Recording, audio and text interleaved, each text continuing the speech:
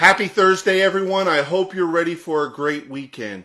Today I want to talk about the 3 most common mistakes I find people making with inductive Bible studies.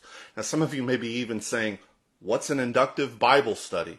Well, there are 2 primary methods that people use for studying the Bible. There's what is called deductive Bible study and inductive Bible study. Deductive Bible study is where you take a theme or a topic and you're going to trace it through the Bible. Inductive Bible study is where you take a passage and a portion out of a biblical book and you're going to study it within its context, line by line, word by word. That's inductive Bible study. So here are the 3 main mistakes that I find people making when they use inductive Bible studies. Number 1, they start by asking, what is the relevance of this passage to me? Now understand, the Bible is the product of its world, the ancient world. It's not the product of our world. It belongs to its space, its time, and its culture. And when we start by putting ourselves immediately in the story or asking the question right out of the chute, how is this relevant to me? We are bound to misread and misinterpret the passage of the Bible. The other thing that we need to be mindful of is that the Bible records the reflections and the interactions of ancient people with God. And we run the risk when we put ourselves immediately in the story of formulating God in our image instead of encountering Him through the interactions and reflections of these ancient inspired authors. So, do not start by asking the question of relevance to you, or even trying to read yourself into the story.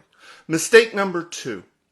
Many inductive Bible study methods begin by calling upon the students to think about authorship and purpose for the writing of the book in which the passage that they are studying is found. Here's the problem with that. We do not know who wrote many of the books of the Bible, especially in the form that they come down to us. The authorship ascriptions that we find in our Bibles come from later traditions. Now, when we start and try and draw conclusions based on those traditions and assumptions, we run the risk of misreading the text. Second problem, though, we don't always know the occasion for why the book was written, or at least we don't know all the reasons. In fact, only by our careful reading of the text can we begin to deduce some of its reasons. Here's why I'm against doing this also right from the start. Because when we begin to flood ourselves with assumptions about a biblical text, we immediately put blinders on ourselves and we are going to inhibit and limit our ability to read the text carefully and accurately. I've advocated for this before. I'm going to say it again. Start by reading the text. And when you approach it with fresh eyes as best as you are able. Because too often what we think or what we've heard about the Bible actually becomes a great inhibitor in our ability to actually read it. So, read the text carefully and start there. Mistake number 3. Even with inductive Bible studies that are focused on a specific passage of Scripture, they often will encourage students to go outside of that text, that specific text, to understand words and meaning. Please understand, language reflects a culture in a specific historical period. The world of the Hebrew Bible, Old Testament, is not the world of the New Testament. It's not that world historically, it's not that world culturally, and it's not that world spiritually. Language has changed because of the historical realities of the people of God, Israel, that we find moving from the Hebrew Bible, Old Testament, into the world of ancient Judaism in the New Testament.